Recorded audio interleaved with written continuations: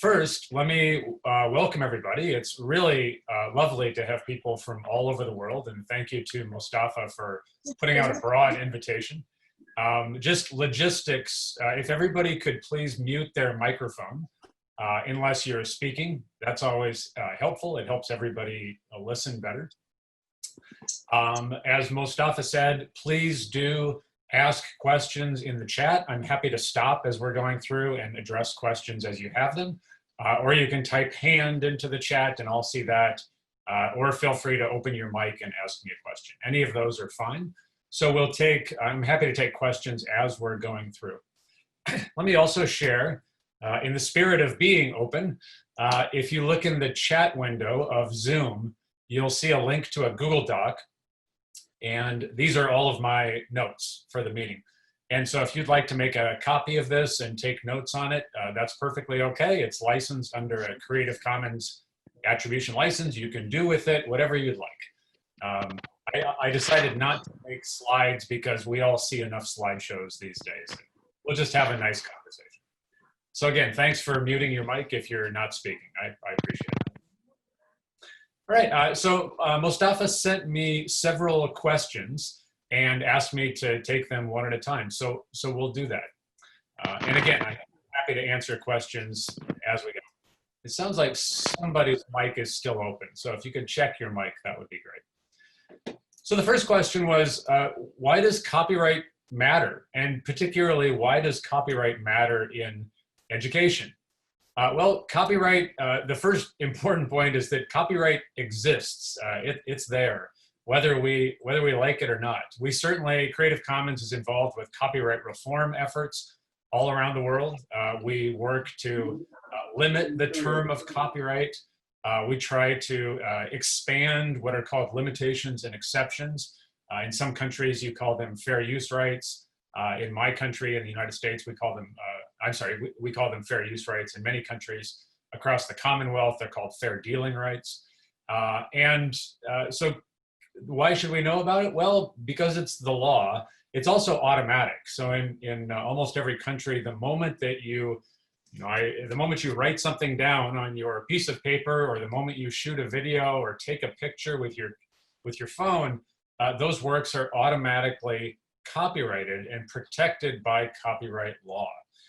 And so, so copyright matters because we use, in education, copyrighted materials all the time.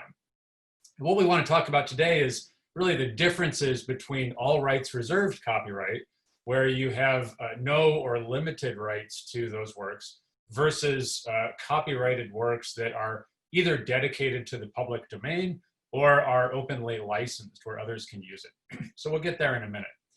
Why else should we care about copyright? Well, because education is fundamentally about sharing. I steal that phrase from a good friend of mine named David Wiley, and he often talks about, what we do in education is we're sharing knowledge, we're sharing facts, we're sharing ourselves, we're sharing mentorship. If you're not sharing, you're not educating.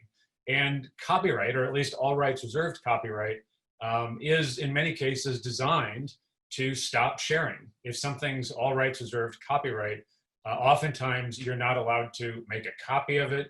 You're not allowed to make modifications to the work. You're not allowed to perform the work. You're not allowed to redistribute copies of the work that you might have modified. And so these ideas that education is about sharing, and then this world of copyright that we live in, oftentimes are in opposition to one another, and copyrighted materials can make sharing or educating very difficult. And so that's the main reason why we should care. Now getting to what we actually do, much of what we use in education for the resources, the textbooks, the videos, the audio clips, the podcasts, the documents that we use, a lot of those materials are all rights reserved copyright. Now, sometimes they're created by commercial entities that purposefully make them all rights reserved copyright, and their intention is that you buy a copy, or increasingly you lease access to those resources. You don't own a copy.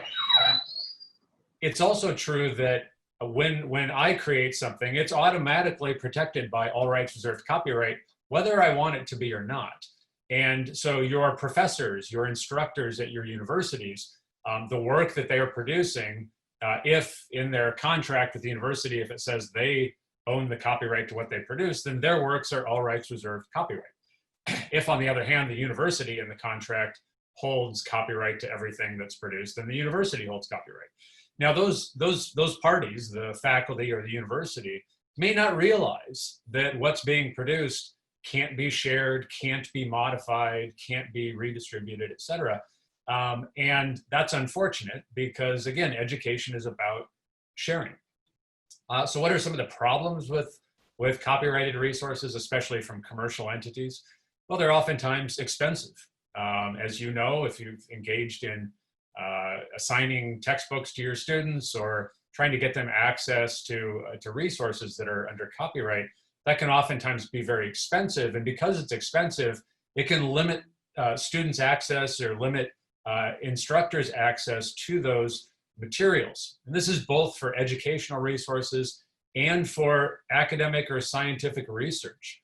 And so, that's problematic. In education and universities, we need access to the latest science. And if it's in a closed academic journal and that journal costs $15,000 US a year to access, then many countries, including in the United States itself, can't afford to access those resources.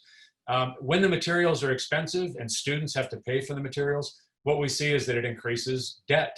So students leave the university owing more money in loans than they would have otherwise owed. It also reduces some of the outcomes that we would like to see in universities. So for example, almost all universities want to reduce the time that it takes their students to get through and get their degree. And so where I live, the goal, of course, is to graduate with your undergraduate degree or your bachelor's degree in 4 years at the university. Most of the students in the United States take between 5 and 6.5 years. Well, when you're dealing with expensive educational resources, oftentimes the students can't afford to take one more class. And so they delay taking a course because the educational resources are so expensive. And so in that case, it's not just limiting access and increasing debt, it's actually extending their time to degree, which is problematic. We also see when educational resources are very expensive, some students choose not to engage in that discipline. So for example, I really wanted to be an engineer, but I looked at the cost of the educational resources for the engineering courses and they're very expensive. And so I guess I can't be an engineer. And that's tragic. Like we want that person to be an engineer if that's what they want to do with their life. And students actually make decisions. This happens in nursing quite often where nursing educational resources are very expensive. And as many countries' populations get older, we need more healthcare professionals. So, this is a real problem. There are many other negative aspects to it. One more that I'll list and I'll move on.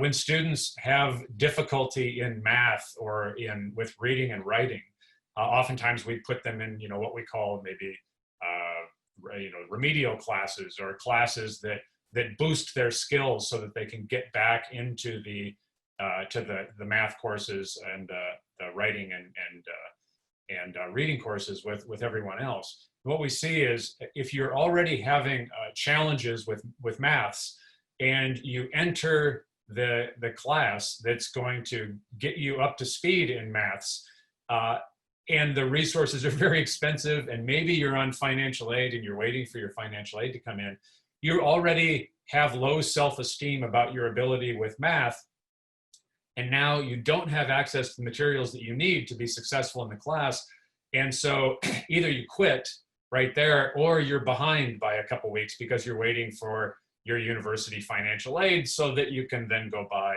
the math materials. And so there are all these challenges which exist when the educational materials are expensive. Other problems with all rights reserved copyrighted materials, they don't allow for local customization or innovation or translations or remixes of different content. So, I'll use some examples from the United States. In the United States, the 3 states that drive kind of the design of the educational resources are New York, Texas, and California. Why? Well, they're big. They have big populations and they have more customers than anybody else. And so they tend to drive a lot of the design from the publishers. Well, my state's very small. I live in Washington State. We don't have very many people here. And yet the examples that are given are maybe not the examples that I want to have in my classroom. Maybe if I'm teaching biology, I want to use examples of the environment I live in. Bears and trees and salmon and things that exist in the Pacific Northwest. But I can't do that. I can't make those customizations or those changes. I can't innovate on the works. I'm not allowed to modify them, which is a real problem. And then, you know, we can't copy or distribute or share these resources. We don't have the legal rights to do so when they're under all rights reserved. And as I mentioned before, the old model was that you bought a copy of copyrighted materials and at least you owned it. In many countries, they'll buy a copy of the materials, especially in primary and secondary education, and then they'll keep that copy for multiple generations of students. And so that book or those resources get older and older and older, so they're becoming out of date. They're also getting shredded and they're not very nice anymore. And the students, as they leave grade 3, don't get to take a copy of that resource to grade 4, which is also problematic. We want our students to develop a library of resources as they're learning and be able to keep or retain that set of resources.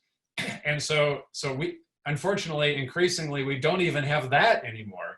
Many of the publishers are moving from selling you a copy to leasing you a copy or renting a copy to students. In some countries, these are called inclusive access programs. And so this is even more problematic because now you're paying still a fairly high price to access the resources, but you don't actually own anything and you don't get to keep a copy of what you paid for. So lots of challenges around all rights reserved copyright in education. Let me stop there and see if there are any questions so far. Feel free to open your mic or you can type a question in the chat. So dear colleagues, if you have any question, you can ask Cable because Cable wants to take the question in the middle. So during the presentation, you can ask any question. So I'm also a really nice guy. I won't make fun of your question. Okay.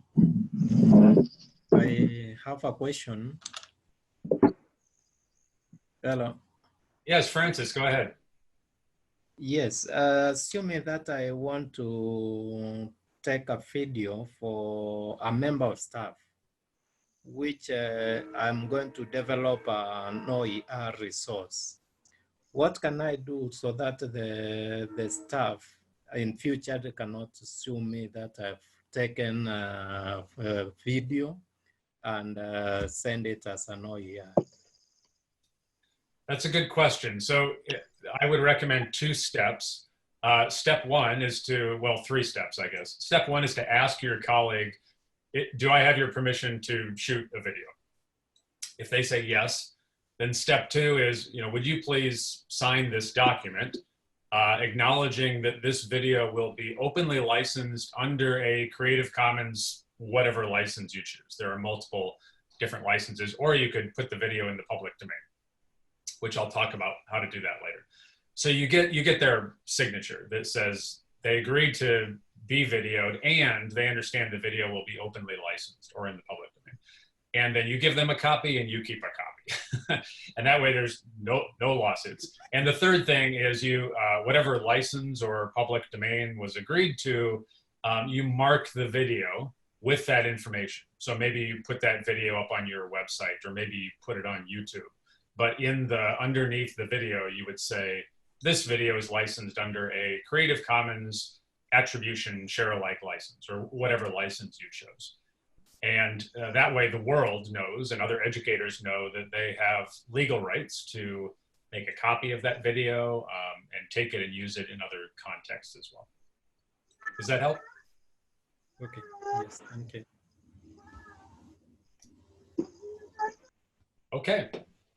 Very good. Any other questions before we move on to the next section?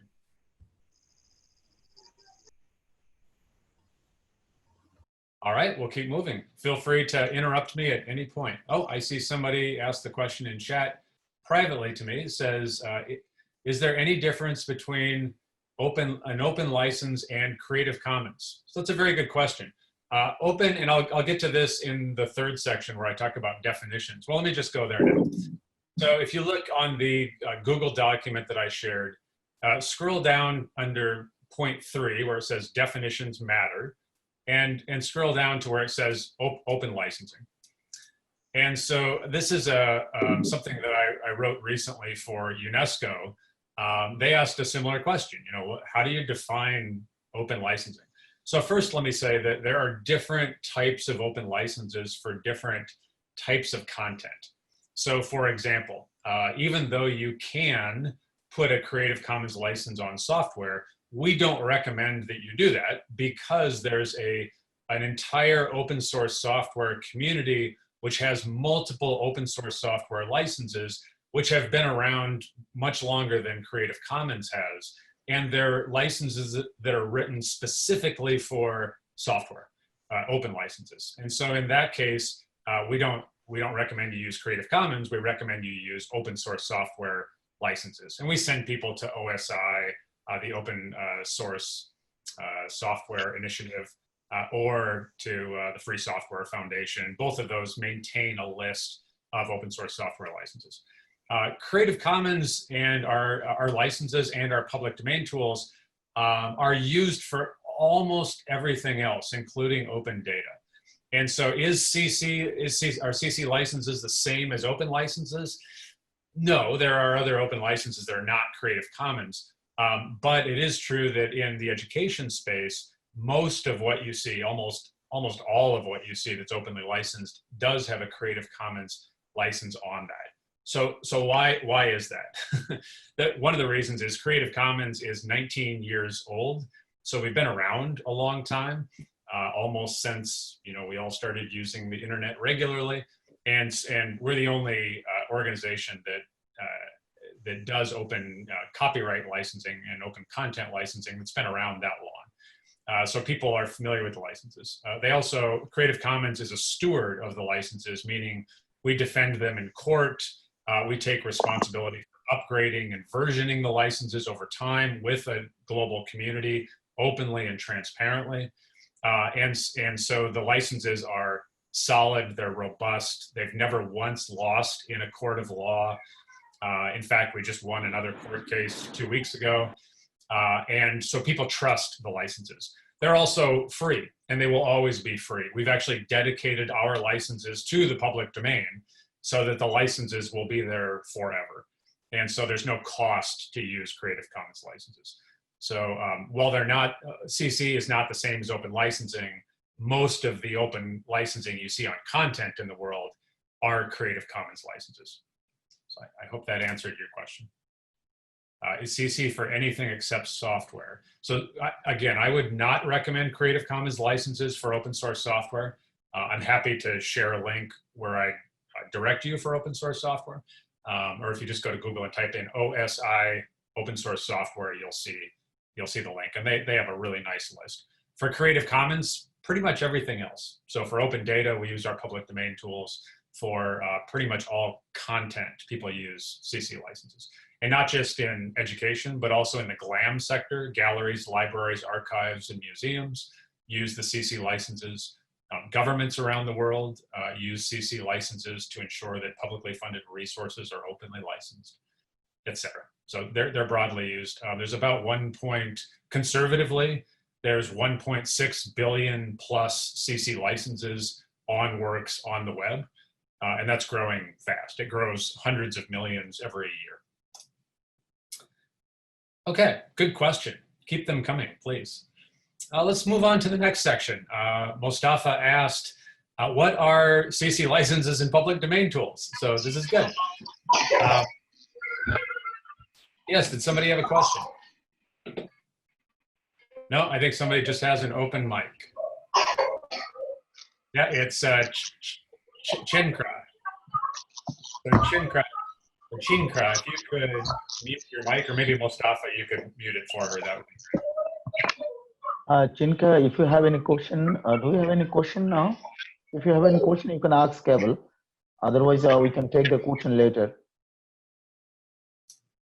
Yeah, it looks like she muted. Yeah, feel free to ask questions anytime. So so what are Creative Commons licenses and public domain tools?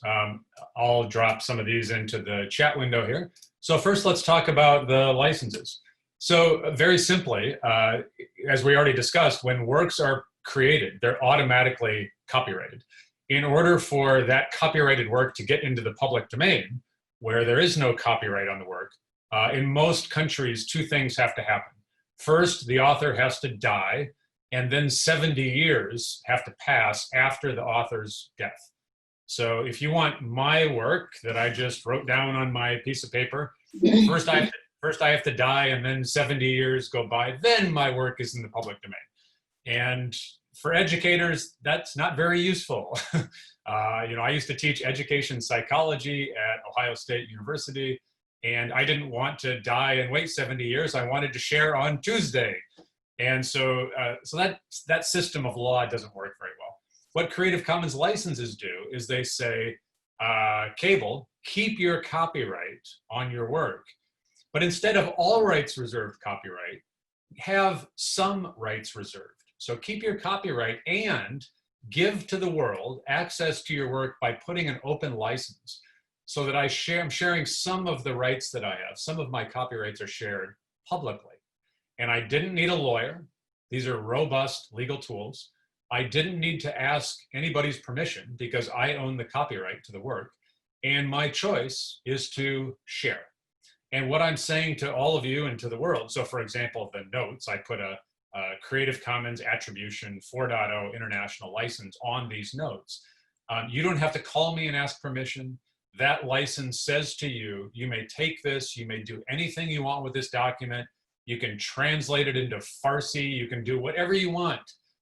The only requirement is that you give me credit, you give me attribution. So CC licenses were kind of this middle ground. It was, how do I, it's gonna take too long for my work to get into the public domain, and I'll have to be dead, which is not appealing. Or I have all rights reserved copyright where I'm not sharing anything, but there's a big middle that's not being addressed. And the Creative Commons licenses sit in the middle of that. So keep your copyright, put a license on your work, share it with the world under the terms and conditions that you, the author, choose. That's Creative Commons licensing.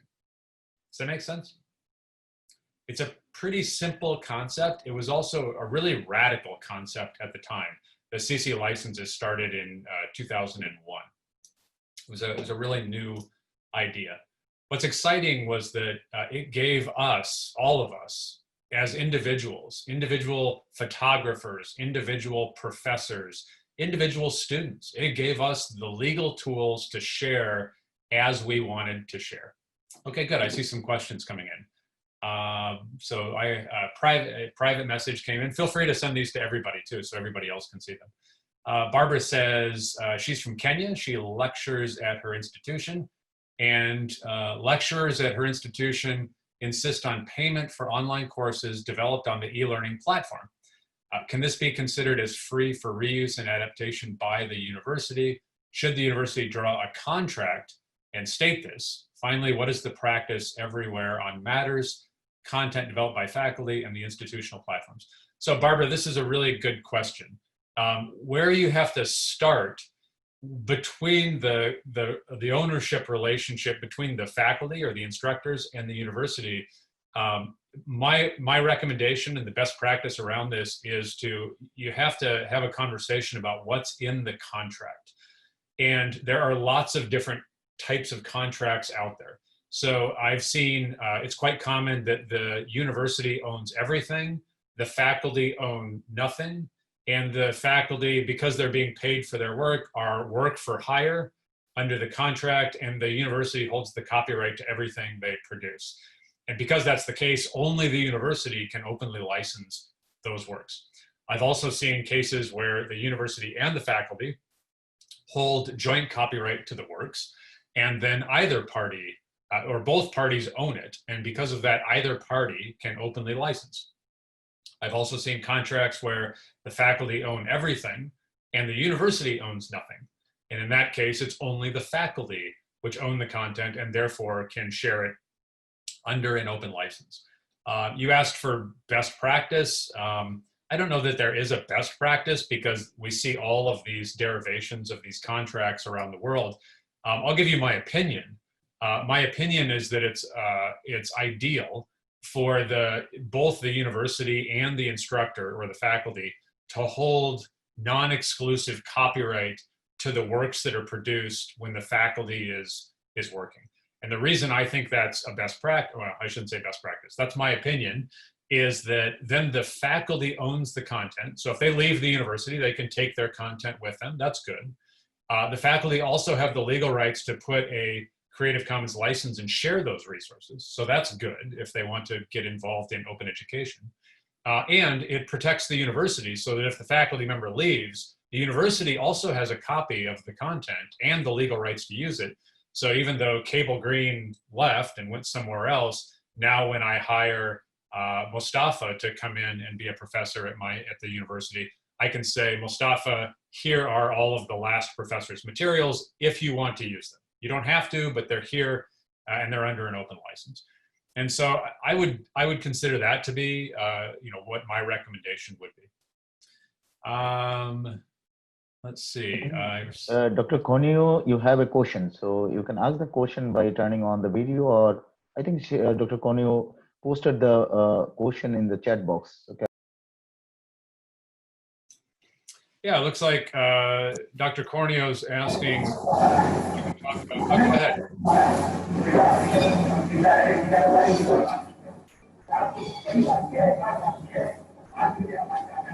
It looks like somebody named VK asked him. Oh, thank you. So Dr. Cornio asked if I could elaborate on tassel attribution. Happy to. So tassel is an acronym for title, author, source, license. And so if I CC license, so I CC licensed my my notes. I put a Creative Commons attribution license on these notes. The question is, how do you provide attribution? And so let me actually share a link for you. We actually have a wiki page about best practices of providing attribution. And I will share that now. There's the link in the chat. So Dr. Cornio is exactly right. The best practice of providing attribution when you use somebody else's Creative Commons licensed work, or frankly, works that are, whoops, I didn't share that with everybody, did I? Let me do that again. There we go, now it's shared with everybody. The best practice for giving attribution is to list the title, author, source, and the license of the work. So in this particular case, the title would be, let me look back at my notes here. The title would be Bangladesh Talking Points, or you could say Bangladesh Talking Points by Cable Green. Author, Cable Green, right? That's me. What's the source? Well, you've got the source. It's the URL for the Google Doc. So that's the source. And then the license, well, it's a CC BY 4.0 license. I told you that on the document. So that's how you would do it. And to compact that and make it a nice short attribution statement, I would actually take the source and I would link the title. So, Bangladesh Talking Points, I would just highlight that or link that to the Google Doc. And then all I have to say is Bangladesh Talking Points that's linked by Cable Green is under a CC BY 4.0 license. So that would be a simple way to provide attribution. If I was doing my job as an author, I could even tell you that. I could say, in order to give me, on this Google document, I could say, please give me attribution in the following way. And I could give you title, author, source, license. And then all you have to do is copy it and paste it somewhere else. And so that's it's a good tip. If you want people to give you attribution in the way that you'd like to receive it, and it's reasonable, you can give them the attribution statement and make it really easy for them. Okay, yeah, somebody else sent me a private message and said, I usually use the CC license chooser. So that's a great example. Let me share that resource. So, whoops, I need to share it with everybody. Okay, there we go. So we do have something called the license chooser, where I mentioned we have 6 different Creative Commons licenses. All of the licenses require attribution, or the by. This book is by Cable Green. So attribution is part of everyone. That's the BY license. SA is share alike. So if you take my work and modify it, you have to share derivatives or modifications of the work under the same terms. Non-commercial is NC. So non-commercial is what it sounds like. You can use my work for free, but you may not use it primarily for commercial purposes. And then ND, or no derivatives, means you can use my work for free, and you can redistribute it and you can make copies, but you cannot modify it. You can't change it. So in open education, we usually stay away from the ND licenses because it doesn't allow somebody, for example, to make a translation of the work and then share that translation with their students. So, you know, we have a new staff member that speaks Bengali, and if I give her something in English and she wants to translate it into Bengali, and I put an ND license on it, she can't do that. And so that's problematic in education. So we try to stay with the other licenses and not the no derivatives licenses. Somebody asked why only tassel format. Faculty asked me this question when I train them for OER. So it's a good question. You don't have to use tassel, but that is the information that you want to include in an attribution statement. It's like providing a citation for a work. So, you know, a lot of people use standard citations when you're citing somebody else's research paper, for example. Yes, the Open Attribution Builder is another good example. Thanks for sharing that resource. That's actually where I used to work, at the Washington State Board for Community and Technical Colleges. So that's my old team that built that. I'm very proud of it. So you can provide attribution in a lot of different ways, but the best practice is to use tassel, the title, author, source license. Okay, somebody asks, if a course is offered for a price, and they can can they have a few OERs as referred material with license through it that has the NC license on it? So that's a really good question. A lot of times, I'll ask it slightly differently. A lot of times universities will say, well, I'd like to use that NC licensed content, that non-commercial licensed content, but my university charges tuition for courses, and that's a commercial activity, and therefore we can't use non-commercial licenses. So that's not true. You actually can use NC licensed works in your class where you charge tuition. What you're not allowed to do is sell access to the work itself. So it would be against the rules or the law, copyright law, to take something that's licensed under a CC by NC license, for example, and say to the students, here, you have to pay me $10 to access this resource. That would be a violation of the NC license. What's perfectly okay is for the professor to say, I have some OER for my course, it has NC licenses on it, here it is available for free, and we're going to use it as we're learning in the course. There's nothing wrong with that. You just can't sell access to the resource itself. There is a nuanced question as well about whether or not, so let's say that students want a printed copy of the NC licensed OER. Can you take that non-commercial licensed OER, open education resource, can you put it in your college bookstore or your university bookstore, have them print it, and then sell printed copies to the students? Is that okay? It's the community, the open education community over the past 20 years has said, yes, that's okay, as long as the bookstore is selling it at cost. So they're not making a profit. That's been the discussion so far, and we haven't seen any court cases that have challenged that. There was, however, recently 2 court cases in the United States where schools, primary and secondary schools, or we call them K-12 schools in the US, were taking NC licensed OER. They were going to a commercial printer. So they were going to FedEx, Kinko's, and Office Depot are the names of these companies. And they were printing thousands of copies of this OER and then taking it back and giving it for free to their students.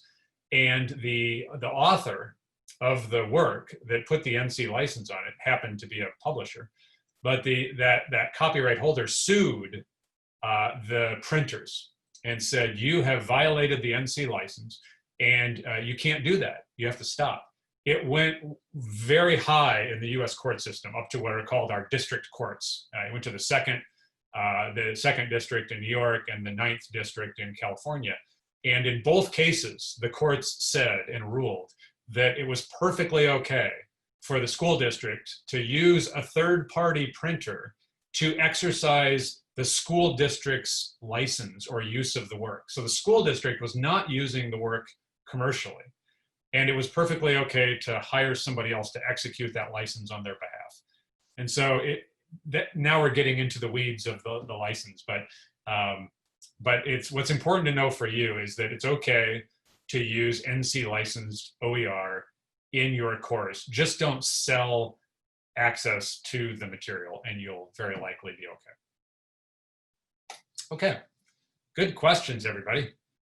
Let me come back to licenses in the public domain tool. So we talked a little bit about the licenses. You keep your copyright, you put an open license on the work, you share it with the world. We have 6 different open licenses. You choose the one you want. And there's a lot of flexibility in your choice. Another thing that we have are what are called public domain tools. And so what if you don't want copyright anymore and you just want to dedicate your work to the public domain right now? Well, we have something called CC0. It's a public domain dedication. And I've got a link there in the Google document. I will share it here in the chat as well. And so what CC0 does is it says, I don't want copyright on this anymore. I'm putting it into the public domain. Anybody can use it for anything. The copyright is hereby gone. It's erased. And now it's in the public domain. So I didn't have to die and wait for 70 years for my work to go in the public domain. I'm affirmatively putting it in the public domain right now. That's what CC0 does. What is this used for? It's used a lot with data. So most data is not copyrightable in the first place, but there are some weird laws, or not weird, there are some different laws around the world. For example, in Europe, they have what are called database rights. We don't have those in the United States. Many countries don't. It's the creative act of building the database has a copyright on it. And so for people that want to share the data in the public domain and get rid of the database rights, et cetera, they use CC0 to do that. CC0 is also quite common in the GLAM sector, so with museums and galleries, et cetera.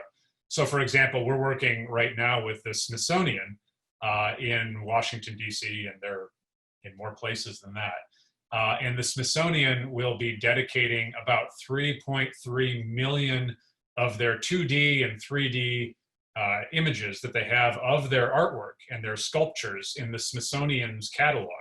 They'll be dedicating that to the public domain using CC0 because their goal is to maximize use and reuse around the world of the images and the 3D scans and the data about their collection.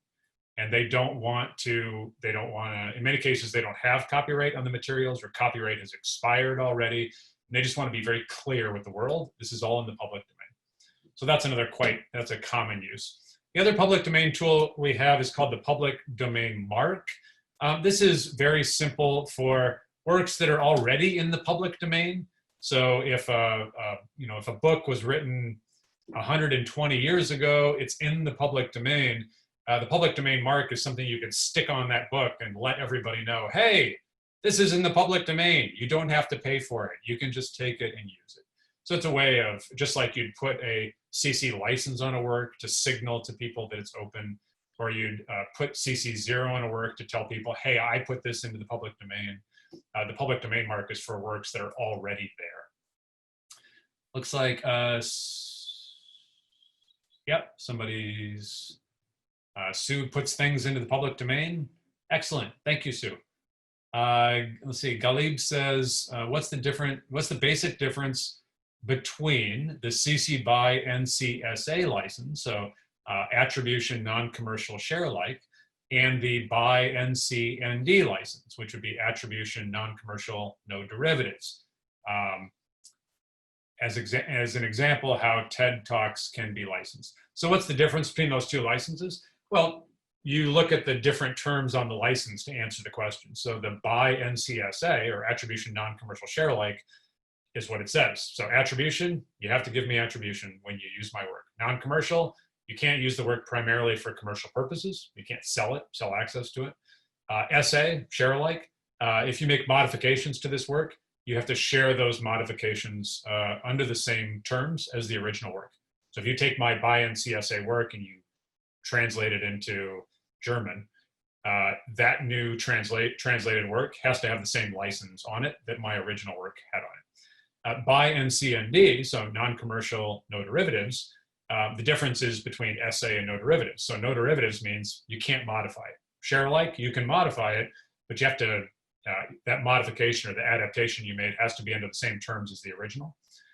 No derivative says you can't make modifications. Actually, it's a little more nuanced than that. You can make modifications, but only for yourself. You can't share those modifications with anybody else. So in education, that's not very useful for us because it's rare that an instructor or a faculty member would take their time to make modifications or adaptations to an educational resource and then not share it with their students, right? It's kind of not what we do. We share, that's what we do in education. Good questions, everybody. So let me go quickly through these last few, and then I'll just stop talking. We'll chat. So the next section is called definitions matter. I just wanted to make sure, and you'll see a link there. I'll share it in the chat as well. Here's a link for these definitions on the Creative Commons website. For open educational resources, we have a definition, and for open licensing, we have a definition as well. And so why do definitions matter? Well, because when you're writing open licensing policies, when you're teaching about open education, it's good to be clear. And so, for example, if I told you, if I said to you, open educational resources are free things that you can find on the internet, that's not true. So if you go, if you go to most YouTube videos, for example, they're all rights reserved copyright. And if you try to download that YouTube video and use it for whatever, you could be sued, right? It's not open. It's free, but it's not open. So open means freely available, free to access, uninhibited access, plus the legal rights to modify the work. You have to have both of those for the work to be open. And then there's a definition there of open licensing.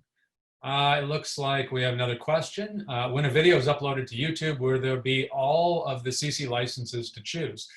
No and yes.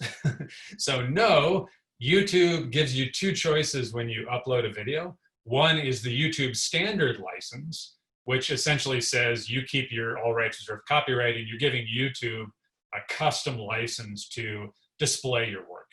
All right, that's the YouTube standard license. They also let you choose a Creative Commons attribution license. So they give you that one choice in the menu. And you can also put your settings so that every video you upload has one of those licenses on it. You also, however, can, in the notes or the comments of your YouTube video, you can say, this video by Cable Green is under a Creative Commons attribution share alike 4.0 license. And that's perfectly okay too. Even though YouTube didn't give you that choice in their menu, there's nothing that stops you as the author for putting that in the title of the work or in the description of the work. And that's perfectly legal. You're saying to the world, this is the license that I chose. Yes, go ahead. No, no question. Okay. So the next question is, how does OER help universities reduce student cost, increase quality, and improve learning? So I think we've had a good discussion about how it reduces costs. OER are freely available. That's helpful. We see when universities move courses to OER, they literally save their students millions of dollars or millions of pounds or millions of euros on textbook costs as opposed to using expensive textbooks and other educational materials. So that absolutely saves costs. We also talked about, in contracts, if the university, if the work is openly licensed or if the university has a shared copyright with faculty, that the OER can actually be retained by the university when the faculty leave. And then when new faculty come in, oftentimes they can get up to speed faster, which saves both time and money to the university when people are trying to get a course up and running. So that's oftentimes very helpful as well. How does it increase quality, improve learning?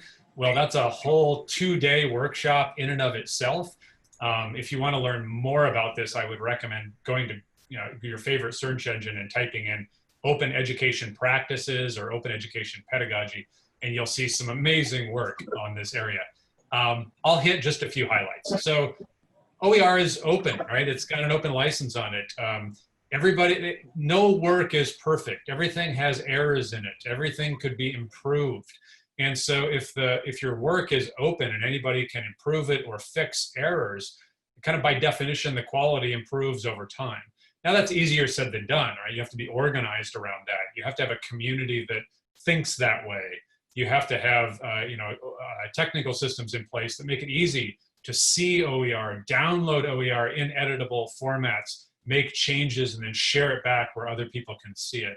So, these systems exist. There's a big conversation happening right now about how do we do that on open technical infrastructure and not closed software. So lots of important issues around that. But the goal is, how do we as a global education community share the work that we produce, the learning materials we produce, with each other, and share our ideas and our pedagogies and our practices, openly license those things so that other people can use them and improve them over time. And then we share back, and it becomes this virtuous cycle. It's not easy to do. It's not the culture in many ways of higher education, of universities. But I would suggest that we need to push back against that and find ways to collaborate with one another with open materials and open practices.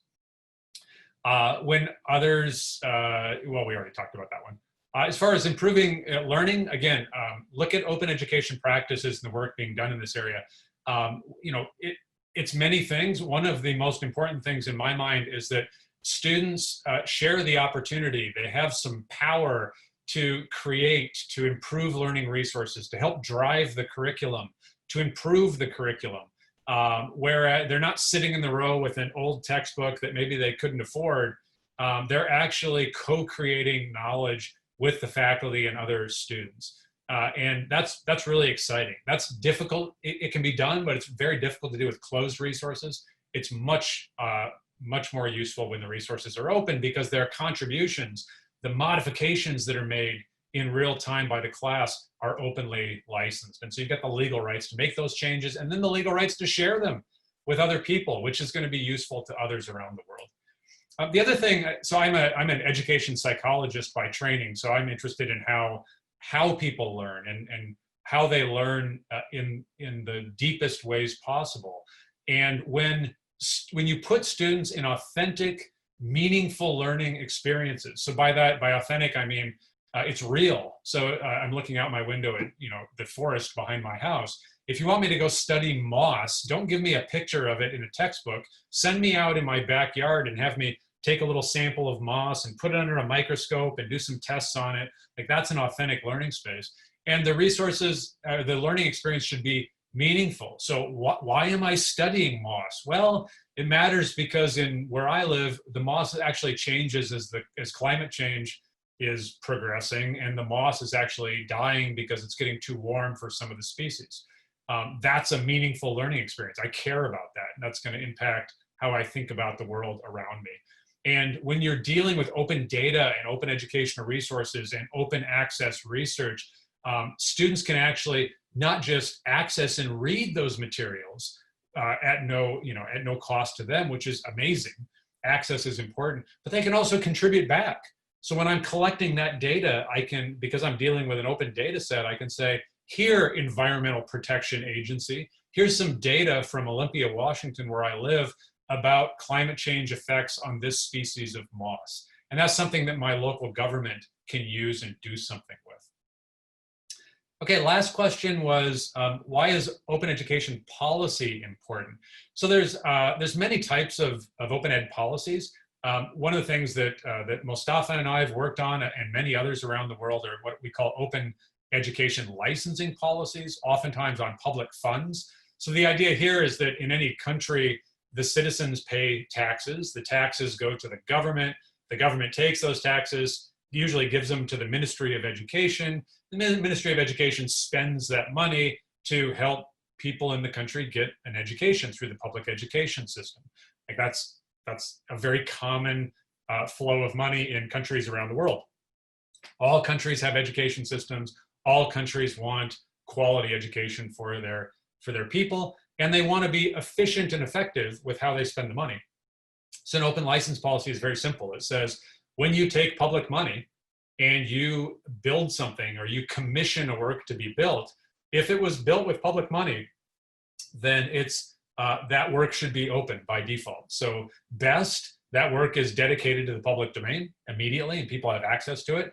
More common is the author of that work. So not only did the government pay the author for that work to be produced, that author could be the math department at the University of Bangladesh. The author might be a commercial publisher. Doesn't really matter. But what the government should say is, because you took public money, you can keep the copyright if you want, and there must also be a Creative Commons attribution license on the work. And if you don't agree to those terms, you can't have the grant or the contract. So that's an open licensing policy. It's a way for governments and foundations and others with money to ensure that what they're funding has maximum impact and maximum distribution, because of course, when something's open, you can share it with everybody at no, at the marginal cost of zero. Because if I have the digital file, I can share it with all of you. It doesn't cost me anything. Another policy that's quite common is listing OER in course catalogs. So if a course has been moved from all rights reserved, expensive commercial content to open educational resources, students want to know that. And how do they find out? Well, they look in the course catalog. And if that information is not in the course catalog, they don't know, and they're not going to select those courses. If you give students that information, they will select those courses because they don't want to pay for expensive materials anyway. So that's a very common policy that we see. Funding and budget commitments, oftentimes from governments, not only national governments, but provincial and state governments as well, to support OER creation and the maintenance of the OER. So in many cases, we see countries or provinces in Canada or states in Brazil or countries in the European Union that are saying, open education is a good idea. Here is 10 million euros to go produce maths materials that everybody can have access to. We want to create the highest quality materials with state-of-the-art standards, alignment, et cetera. And we're going to openly license all of it and make it available. And we're going to provide an ongoing smaller grant to maintain those resources. And the last, there are many, many policies. This is not a complete list, but another common thing that people are working on now is promotion and tenure. So of course, faculty live and die by promotion and tenure rules. As I'm moving from assistant professor to associate professor to full professor, or whatever the progression in your country might look like, you know what those rules are. How many articles do I need to publish? How many book chapters do I need to publish? In which journals do I need to publish, right? All that information. How much do I teach? What are my teaching reviews look like? What service components do I have? And all that goes into a portfolio, and I apply for promotion and tenure. It's very important to faculty. And so in promotion and tenure, you can say something about OER and open access research. You could say to the faculty, if you share the content you're producing, your learning materials as open educational resources, we think that's a good thing. And that will be viewed positively in your promotion and tenure. If you publish your research in open access journals, that is expanding access to your research. That's more people reading your research. That's good for the university. It's good for you. That's positive in promotion and tenure. And if you say that to faculty, if the deans of the departments are saying that this is something they value, guess what? Faculty will be incented to do those things. Let me look back at the questions here. YouTube license is 3.0. Yes, it is. Faculty prefer to use OER, don't want to release their content as OER. How do I motivate them? Good question. They like to use other people's OER, so they're happy with OER, but they don't want to share their own stuff. So how do you motivate them? I like to, and this will be my last thing, I see Mustafa just came on, which means I'm out of time. The way that I motivate faculty is I have a conversation with them. And I usually ask them, why are you a teacher? Or why are you a professor? And they'll say, oh, well, you know, education is really important. I know that when people have an education, they're able to get better jobs. They have a better life. They make more money over the course of their lifetime, which makes their life much easier than not having an education. They're a more well-rounded individual that can participate more completely in society and with politics and with their community, et cetera, et cetera. So there's lots of reasons why education is a good thing for people. And I say, great, but why did you become a professor? Why did you become a teacher? Well, I want to be part of that. I want to help more people, as many people as I can in my career, get a quality education. And I say, great, so would you agree that you would want to use all of the tools, all of the technologies at your disposal to maximize your goal of helping as many people get an education as possible? And they always say, yes, absolutely. And I say, great, let's talk about some of the tools that are available today. And so today we have the internet. The internet's useful because we can move digital works at near speeds of light all around the world at the marginal cost of zero. So it costs a little bit to have access to the internet, but we can actually, if I have a digital file, a textbook, a whole degree program, or just a video, I can share it with everybody on the planet quickly, and it doesn't cost me much. We agree to that? Yes, we do. Do we also agree that today, when you're building new educational resources, almost everything that you're building is digital? When you take a picture with your phone, it's a digital image. When you take video with your phone, that's digital. When you're typing on your computer and writing a new textbook, that's digital. Yeah, everything I produce now is digital. It's born digital. Great. Then we talked a little bit about copyright. Did you know that Creative Commons licenses are free and you can share your works? Doesn't cost you anything, and you keep your copyright. You're just sharing some of your rights with the world, which is going to help other people learn, which was your goal that we started talking about in the first place. So these are the new tools with open educational resources where you, the professor, can make a profound impact. Are you interested in that conversation? Because if you are, I can help you do that in about 10 minutes. And you've got them at that point. So that's my advice. I don't know if that's useful or not. And let me turn it back over to my mentor and colleague, Professor Mustafa. Thank you, Keval. It was really exciting to listen to you because a lot of things you covered started from the licensing options, definitions, and role of open policies. So we are almost at the end of the session. So maybe some colleagues are in the queue to ask the questions. So if you have any of you have any questions, still have any question, you can ask, you can turn on the video, you can ask the question. So we can go up to maximum 5 to 6 minutes more because it's almost 1 hour. So it is this time is assigned for this webinar. So if anyone want to ask any question, so you can ask. So in 6 or 7 minutes time, so we can take few questions because Keval is here. He's so we may have a lot of.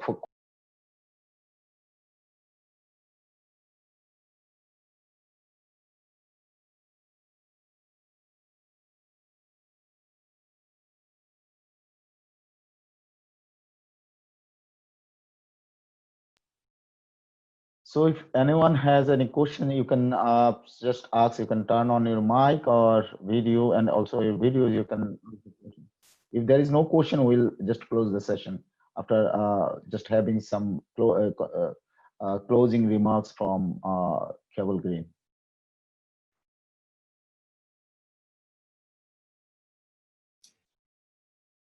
All right, well, thank you everybody for coming.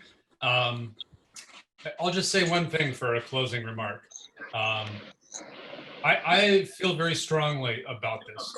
I've been an educator my whole life, and I believe that it is as educators, it's our moral and ethical obligation to use the tools that we can use to maximize access to education, research, science, health in every way that we can. And as educators, we have these tools. There's nothing stopping us from sharing but our own decisions. And so I believe that is an obligation that we have. And I know it's hard, and I know that it's hard to convince your colleagues, but it's important work. And in the end, if we do this together, we will be more impactful, we will educate more people, there will be less debt, and there will be more innovation in the world. And goodness knows we need innovation with the many challenges we have in our world today. Thank you very much. I look forward to future conversations.